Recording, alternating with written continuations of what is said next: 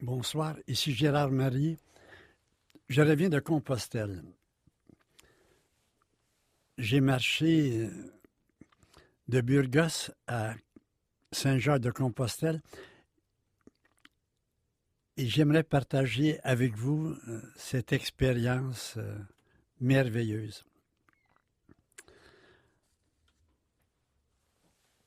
Le 25 juillet 813, un moine dans cette partie de l'Espagne,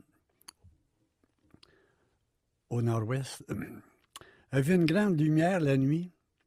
Il s'y mit à la suivre et elle s'est arrêtée à un endroit très précis où on a découvert un tombeau. Le tombeau de Saint-Jacques. Enfin, l'histoire et la tradition se mêlent parfois à la créativité. Est-ce que c'est vraiment le tombeau de Saint-Jacques? Enfin, on l'a cru.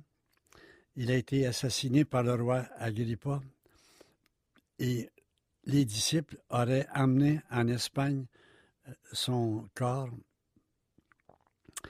Alors, petit à petit, s'est développé un culte de Saint-Jacques.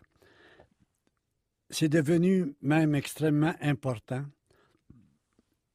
Avec Jérusalem et Rome, Saint-Jacques de Compostelle est devenu un centre de pèlerinage absolument foudroyant au Moyen Âge. Compostelle, c'est le chant des étoiles, à cause de cette étoile qui a guidé ce moine vers le tombeau de Saint-Jacques. On part pour Saint-Jacques de différents points de la France ou de l'Espagne. Moi, je suis parti de Burgos avec l'animation de Spiritour dans l'accompagnement spirituel d'un groupe de pèlerins et de pèlerines. Voici comment cette idée de marcher 300 km à 82 ans m'est venue. Monseigneur Morancy de Laval, à 80 ans, a fait en raquette le chemin Québec-Montréal. Ça m'avait fasciné, cette espèce d'exploit. J'en avais souvent parlé pour montrer la générosité de la foi chez Monseigneur de Laval. Puis bien, j'ai oublié cela. Alors voici qu'à Pâques 2011, un membre de ma communauté qui demeure à Montréal dit « Je vais accompagner un 7e groupe à Saint-Jacques-de-Compostelle au mois de septembre prochain. » Spontanément, j'ai dit « J'y vais ». Sans réfléchir du tout, je m'offre à accompagner le groupe. Quand j'en ai parlé aux membres de ma communauté, il y a eu des réserves. Mais voyez, c'est cette fascination de Monseigneur Laval qui est remontée à mon insu. Il faut se méfier, je dirais, de ce qui peut nous fasciner et qu'on a oublié, mais cette fascination ne nous a pas oubliés. Alors, je me suis entraîné pendant 4 mois à marcher plus rondement, à porter un sac au dos et à faire chaque jour 7-8 kilomètres pour m'entraîner. Et le 31 août, à l'aéroport Pierre-Elliott-Trudeau, c'est le départ pour Madrid, avec escale à Paris. Nous sommes un groupe de 13. La plus jeune, 28 ans, Marilyn Arpin, est la responsable. Moi, l'animateur spirituel le plus vieux, 82 ans. Moyenne d'âge, 50 ans. 5 hommes, 7 femmes. Dans les 5 hommes, il y avait 3 prêtres, 2 de l'Ontario et moi-même. Le 3 septembre, on sort de l'hôtel et Marilyn, la responsable, nous familiarise avec le signe du chemin. l'indication du chemin, c'est une flèche jaune. Elle est peinte sur des murs, sur des poteaux, sur des dégouttières, sur le sol. Une flèche jaune. Ça, c'est à pas manquer jusqu'à Compostelle. C'est l'indication du chemin. Parfois, la flèche est accompagnée de la coquille Saint-Jacques, mais la coquille Saint-Jacques ne dit jamais dans quelle direction.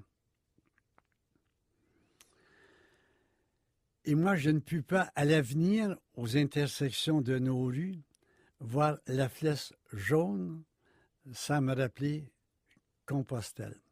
Alors, on se met en marche et les gens marchent assez rondement, sortant de Burgos.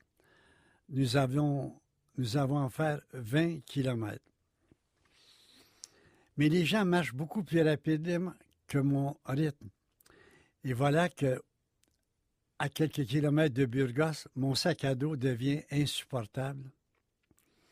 Heureusement que Marilyn est à mes côtés pour le prendre, puis elle va le prendre jusqu'à la halte du midi, pour ensuite l'expédier au gîte le soir, et je vais le porter qu'occasionnellement. Dès que je l'ai pris la première fois, 9 kilos, c'est pas énorme, mais j'ai senti qu'on était pour avoir de la difficulté à s'entendre, lui et moi et lui. Mais j'ai pas eu de problème pour la marche par la suite. Alors, on se retrouve sur le chemin de Compostelle. C'est un chemin qui a à peu près 1 mètre de large, qui est rocailleux. De temps en temps, un peu de sable, terre battue. De temps en temps même, une chaussée goudronnée parce que le chemin emprunte parfois la route. Mais la plupart du temps, ce chemin-là, il est rocailleux. Il y a des montées assez considérables, des fois jusqu'à 1000 mètres, des descentes bien sûr. Ce chemin-là, on l'a gardé tel qu'il est depuis les origines, depuis le Moyen Âge. Il n'est plus dangereux au Moyen Âge lorsque l'on partait pour Compostelle. La première chose que l'on faisait, c'était son testament. Tant c'était dangereux. Maintenant, c'est absolument plus dangereux. Je conseille à tout le monde de le faire, aux filles, aux gars, seuls avec d'autres. C'est un chemin très sécure. Il y a toujours beaucoup de gens sur le chemin. Et les auberges, je vais vous en parler, sont très sécures. Ce chemin-là, on l'a gardé tel quel, il est comme sacré. Et sur de grands panneaux le long du chemin, parfois il est indiqué « Itinéraire culturel d'Europe ».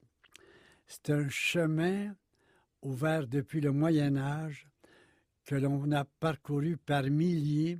Il est comme sacré. Et il est culturel parce qu'il est une grande école. Et cela m'amène à vous dire pourquoi je suis parti marcher 300 kilomètres. Saint-Exupéry commence son chef-d'œuvre « Terre des hommes » avec ces mots lumineux. La terre nous en apprend plus sur nous-mêmes que tous les livres. Il y met un point parce qu'elle nous résiste.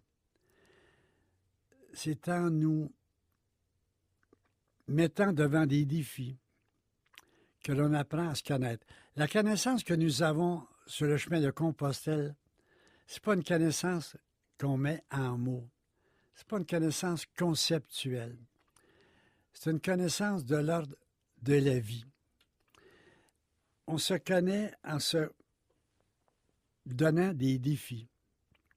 Mais cette connaissance-là, nous avons une grande impossibilité à la partager, tant elle est de l'ordre du vécu. Mais on en sent la conséquence, la présence de cette connaissance avec une certaine fierté. Moi, là, c'est entre nous, je suis fier d'avoir fait 300 kilomètres. Vous voyez, je n'ai pas l'habitude de dire cela. C'est quelque chose qui, comme, m'échappe.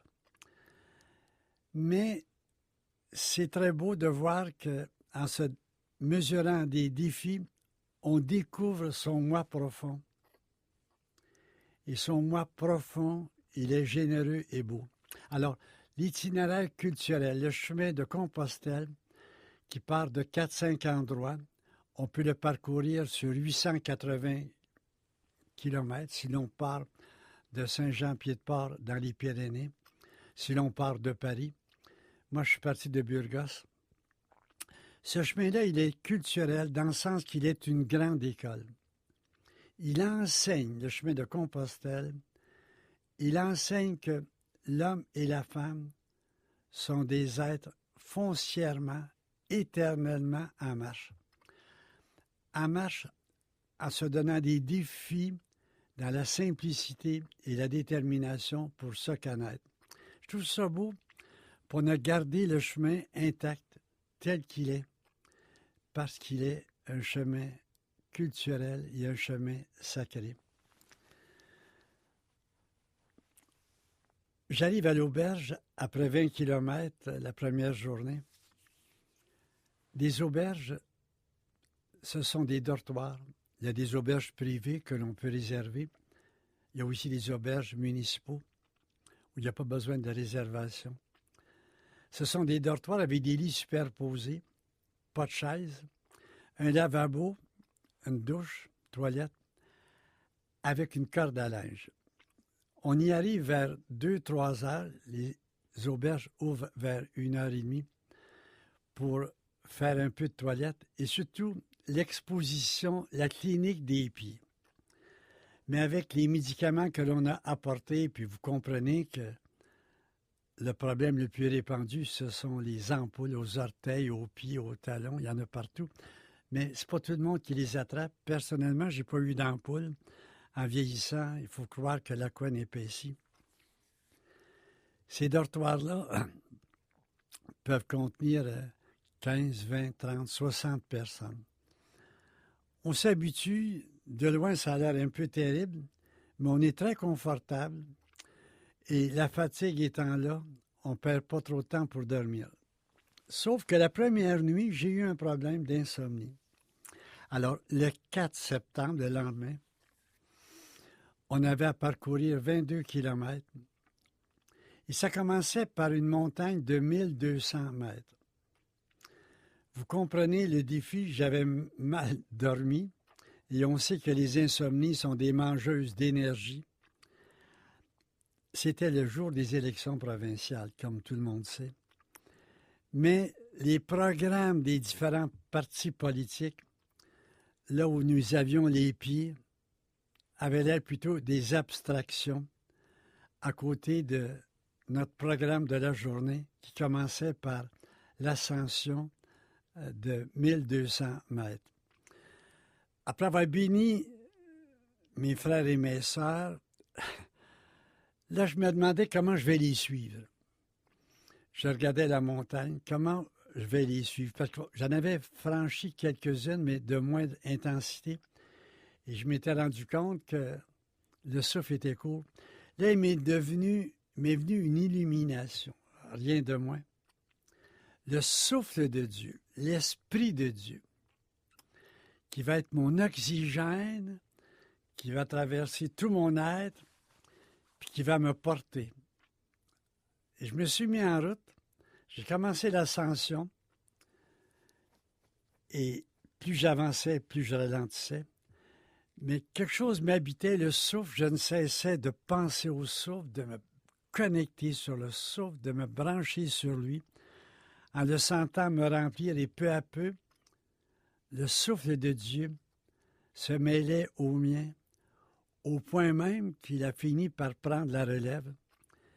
Et je me suis rendu au sommet en étant sûr que c'était plus moi qui respirais. Enfin, je ne veux pas le passer pour un mystique en bottine, mais que c'était Dieu qui respirait en moi. Alors, je vous recommande, quand on est souvent à bout de souffle, d'invoquer l'esprit comme un souffle, de faire confiance à ce souffle, de s'abandonner à ce souffle. Et c'est absolument merveilleux de voir que c'est lui qui soulève peu à peu nos pas et nous permet d'avancer jusqu'au sommet.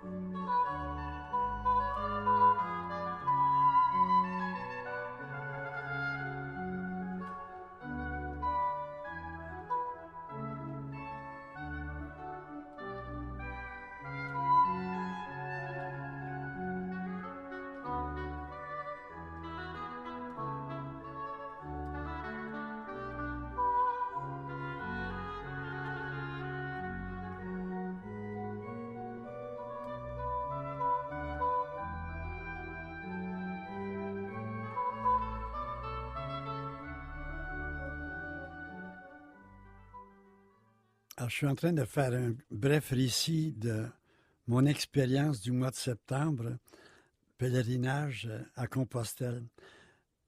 Donc, le 4, j'ai réussi à aller jusqu'au sommet.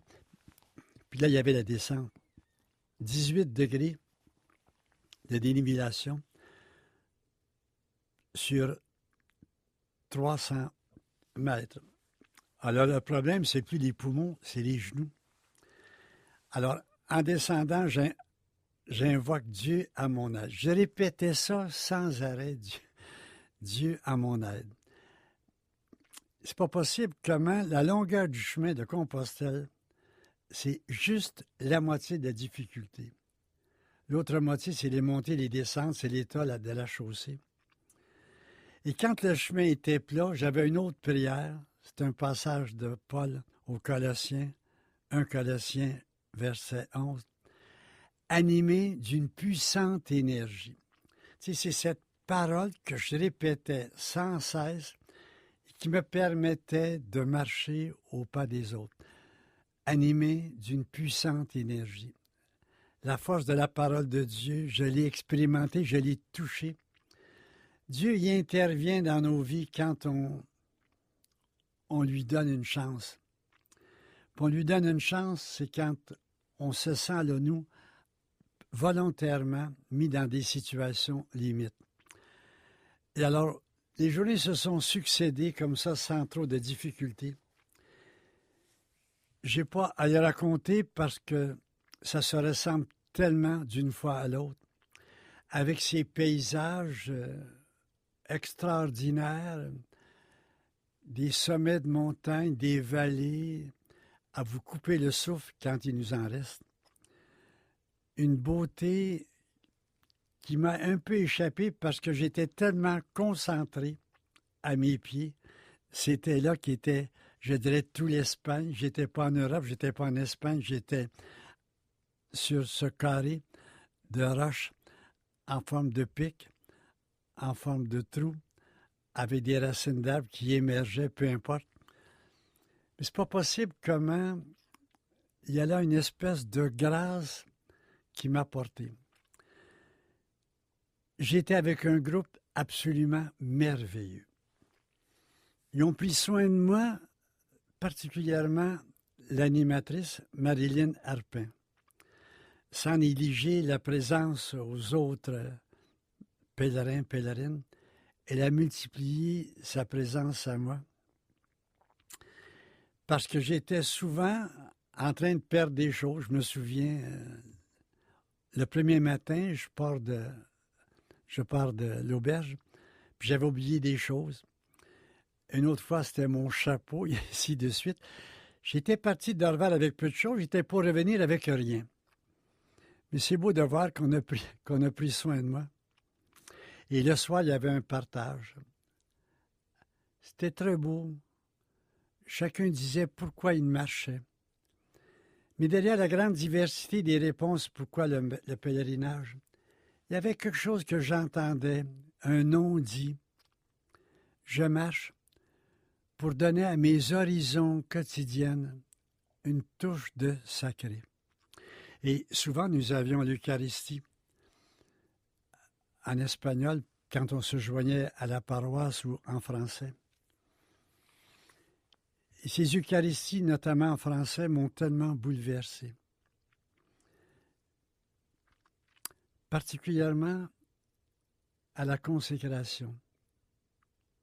Tu sais, là, je voyais Jésus qui, avant d'aller s'endormir sur la croix, au gîte de la croix, au gibet de la croix, avant d'aller s'endormir, a fait halte à la chambre haute. Comme nous, avant d'arriver à l'auberge, le midi, on fait des haltes. Avant donc d'aller au gîte de la croix, il a fait halte à la chambre haute pour donner son corps à manger, son sang à boire à la cohorte ininterrompue de ses disciples qui allaient venir à sa suite jusqu'à la fin des temps. Cette halte de Jésus qu'on actualise à la messe m'a tellement bouleversé. J'en pleurais. Et ça a été ainsi de jour en jour, d'étape en étape, jusqu'au 19 septembre au matin. Nous sommes partis à 5 heures du matin avec des lampes au front, traversant des bois, pour arriver à Saint-Jacques-de-Compostelle à 11h30 pour la messe de midi. Et quand je me suis vu devant Saint-Jacques, je me suis mis à pleurer. Pleurer de reconnaissance. J'avais déjà accompagné des groupes 2 fois, mais par autobus. Ça avait été beau, mais ça avait été très différent. De me retrouver, après pas mal de kilomètres, devant Saint-Jacques, j'ai laissé monter ma reconnaissance parce que j'ai tellement senti que c'était le souffle qui avait soulevé mes pieds jusque devant cette basilique du XIIe siècle.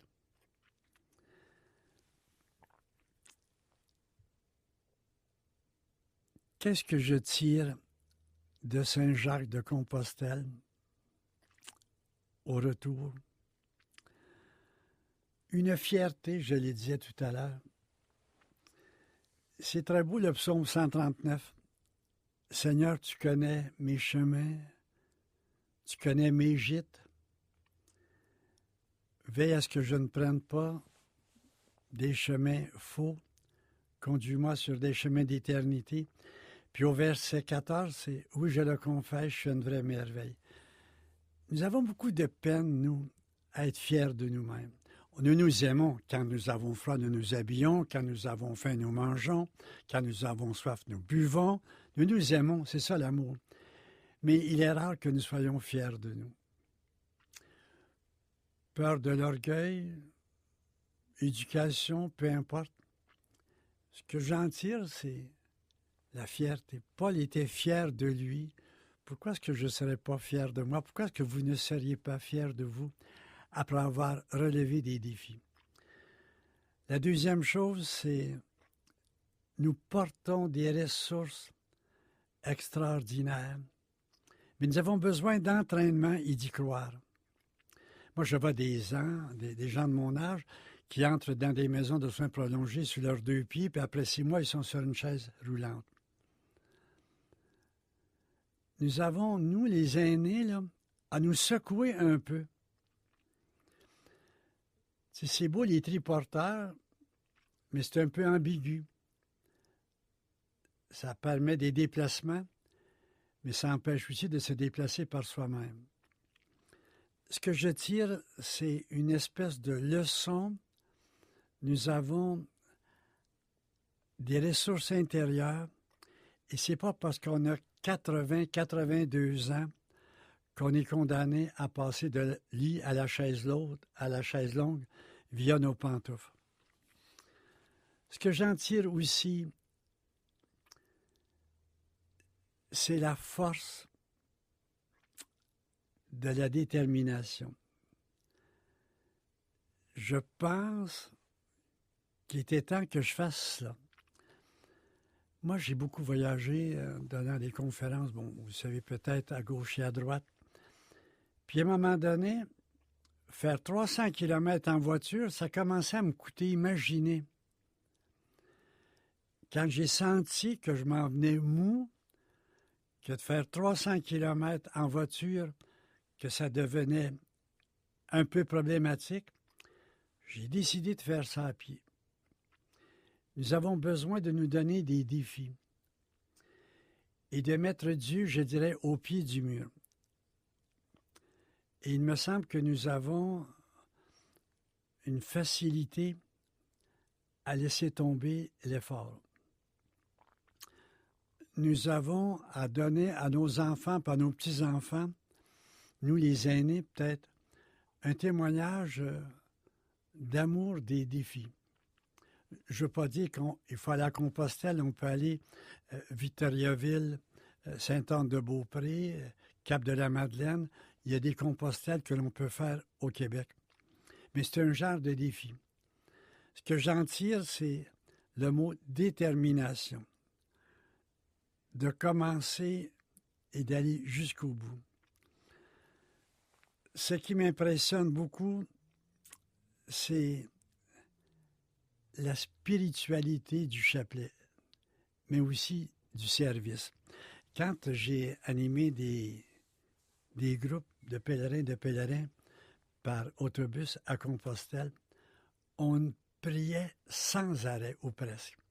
Litanie, chapelet, parole de Dieu. Dans ce pèlerinage, on a peu prié ensemble, mais que de service. C'est inimaginable. Un petit exemple, 2 hommes arrivent au gîte avant les autres. Qu'est-ce qu'ils ont fait? Ils ont rebroussé chemin pour venir porter le sac à dos de ceux qui avaient besoin d'aide. Une autre fois, un prêtre arrive premier au gîte. Il revient sur ses pas nous donner de l'eau fraîche. Voyez, c'était comme ça. Je perds mon chapeau. Tout de suite, quelqu'un m'offre le sien. C'est pas possible comment j'ai été ému par cette spiritualité du service. Quand on pense à Saint-Jacques de Compostelle, on pense évidemment à Saint-Jacques, frère de Jean, disciple de Jésus, Jacques le Majeur. C'est pas lui qui a écrit la lettre de Saint-Jacques. Mais la lettre de Saint-Jacques nous dit « À quoi bon la foi s'il n'y a pas les œuvres ?» Et pour moi, ces 2 belles spiritualités, celle du service du chapelet. C'est un beau service que l'on rend aux gens par le chapelet. Il y a aussi le chapelet des services, c'est-à-dire des services qui se suivent d'une façon ininterrompue. C'est un peu Matthieu 25, le service. J'ai été, moi, bouleversé par les innombrables services. Par exemple, les ampoules, il y avait dans la communauté une femme qui était un peu spécialiste avec une aiguille puis du fil, elle arrangeait les ampoules. Un autre était plutôt spécialiste dans les premiers soins. Un autre était plus fort pour porter des charges, et ainsi de suite. C'est beau, on ne se connaissait pas, mais c'est petit à petit, en marchant dans les mêmes pas, que nous avons appris à faire une communauté, à faire une Église. Et pour moi, c'est une belle figure d'Église, une Église intergénérationnelle, qui se donne un projet commun, un défi commun.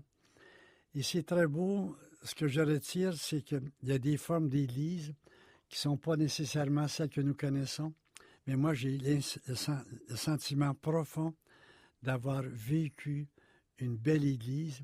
Nous étions 13, et c'est pour moi inoubliablement ecclésial ce que nous avons fait. Et j'aimerais ça pouvoir, dans un autre bloc, vous partager ce que j'ai comme souci majeur.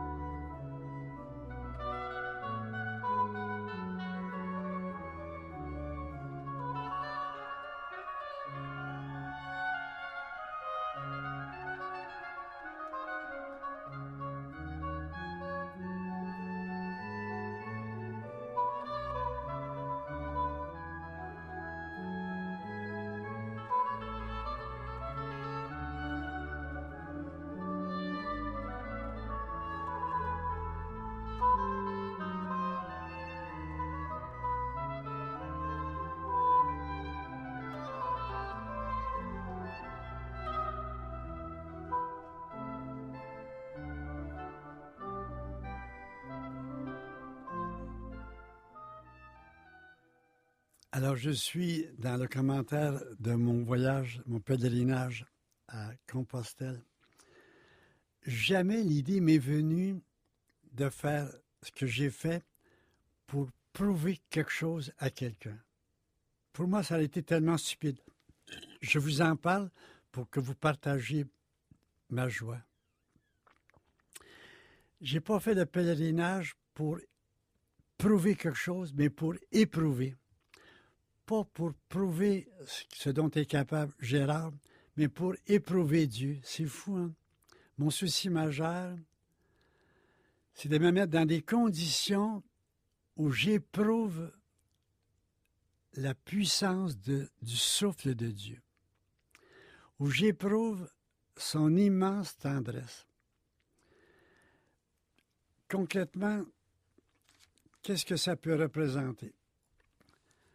Nous sommes, nous, au Québec, dans la société où il y a le plus d'unions libres dans le monde entier. Près du tiers des couples sont en union libre. C'est ce qu'il y a de plus fort dans le monde entier. En Occident, il y a une perte de la foi en ce Dieu personnel pour un Dieu qui s'appelle l'énergie, un Dieu qui est un peu, finalement, une forme de panthéisme, à tel point qu'on se demande si le monothéisme en Occident n'est pas en train de disparaître pour une forme de panthéisme. On reviendrait à la religion païenne. Ce sont là des défis extraordinaires. Devant ces défis-là, nous avons le choix de baisser les bras, de tomber dans la nostalgie ou d'éprouver Dieu.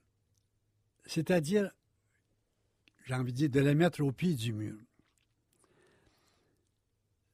Est-ce que ma façon de vivre la foi, moi, avec d'autres, est telle que Dieu est obligé, entre guillemets, puis ça lui fait plaisir quand il est obligé, d'intervenir? Est-ce que nous nous donnons comme Église, comme seul défi, de fermer des lieux de culte? Ils s'en ferment 30 par année. C'est énorme, hein? 10% sont déjà fermés. Alors, est-ce que c'est notre seul défi ecclésial de fermer des églises, de regrouper des paroisses, de célébrer des messes pour ceux qui restent?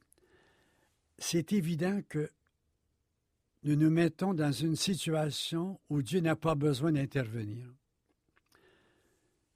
Ce sont là des défis à la hauteur de nos épaules. Et pour moi, ça serait une catastrophe de la foi. Nous commençons bientôt l'année de la foi, là, en octobre. Nous avons besoin de nous poser la question, est-ce que nous mettons notre Église dans une condition où Dieu devra agir avec puissance? Quand Jésus, avant de monter au ciel, dit « Restez à Jérusalem jusqu'à ce que vous soyez revêtus de puissance ». Moi, j'étais toujours un peu tiqueux sur le mot « puissance ». C'était rattaché au miracle, avec ce qu'il y a de beau, mais en même temps un peu d'ambigu. Mais je découvre à Compostelle que le souffle de Dieu ne demande pas mieux que d'agir avec puissance. Comme le texte de Paul aux Colossiens, animé d'une puissante énergie. Il me semble que nous avons à faire un projet d'Église où tout nous dépasse, où les défis les uns après les autres sont trop grands pour nous. Est-ce que nous les faisons, ces défis? Est-ce que nous donnons ces objectifs en disant « Dieu va intervenir avec puissance ». Il me semble que nous avons là un choix à faire. Compostaliser, j'ai envie de dire, nos églises, c'est-à-dire nous donner des mises en route, non pas vers des fermetures d'églises, des regroupements d'églises, mais des églises faites de pierres vivantes qui sont présentes sur la place publique, qui ont un langage neuf, mais très concret. Comme marcher, c'est très concret, hein, je n'ai pas à faire de dessin. Il me semble que nous avons, en tout cas moi c'est ma conviction, notre Dieu n'attend que les montées pour intervenir. Il me semble que nous marchons trop par plaine, par des petits sentiers cyclables du Québec où on peut avancer sans histoire, sans même regarder tellement la chaussée est sûre et égale. Le psaume 61. Sur le rocher trop élevé pour moi, tu me conduiras. Il me semble que nous avons à nous ressaisir. Nous pouvons fonctionner comme Église, je dirais, sans avoir besoin de Dieu, ou juste en le parsemant par-ci, par-là. Alors que si nous mettons notre Église en état de marche, mais vers des sommets, peut-être que ce que je dis là est trop abstrait. Par exemple, est-ce que c'est clair, une fois pour toutes, que de dimanche en dimanche, il y a une messe? Il n'y a rien avant, il n'y a rien après, juste la messe. Est-ce que c'est ça qui est l'avenir de l'Église? Est-ce que c'est ça qui est la volonté de Dieu? Notre Église n'a plus beaucoup de ressources et elle tient trop compte de ce manque de ressources. Moi, j'ai eu combien de fois dans le pèlerinage des questions, par exemple, je marchais penché, à tel point que l'animatrice a dit « Tu prends un taxi ». Je dis non. J'ouvre dans l'esprit le psaume 145, « Il redresse les accablés ». Tu sais, j'aurais pu écouter ça, je ne veux pas, se disant, vanter ma foi, là, elle est toute petite. Mais tu sais, c'est un exemple où nous avons la solution trop facile, prendre un taxi, se laisser porter. Nous avons à nous questionner, il me semble que notre Église ronronne. Et à ce sujet-là, elle est en train de s'endormir après avoir endormi le monde. Il me semble que, en revenant de Compostelle, il me semble que moi, là, j'ai le besoin, pour ma petite communauté, de dire on va aller plus haut, plus loin. Le mot ultreia, que je vois souvent sur le chemin de Compostelle, c'est pas un mot espagnol courant. Si vous demandez à des Espagnols, enfin ceux qui savent l'espagnol, c'est quoi ultreia, ils vont vous dire on ne sait pas. Les culturistes ont emprunté ce mot pour dire plus haut, plus haut. Mon Église a besoin de souffle, mais ce souffle va lui être donné si elle se met dans un état de montée, de défi qui la dépasse.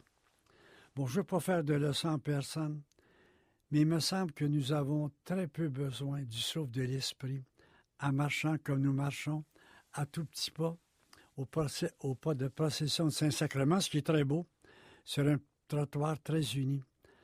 Il me semble que la volonté de Dieu n'est pas là. Que de fois j'ai eu ce passage, la pierre rejetée par les bâtisseurs est devenue pierre de fête. C'est au moment où nos communautés religieuses, nos communautés chrétiennes sont comme, je dirais, l'ombre de ce qu'elles étaient. C'est à ce moment-là que Dieu peut avec force intervenir. Mais à la condition qu'on ait comme défi, non pas d'entretenir, de sauver ce qu'il y a là, de garder ce qu'il y a là, mais de s'ouvrir à des horizons plus hauts, plus ambitieux. En tout cas,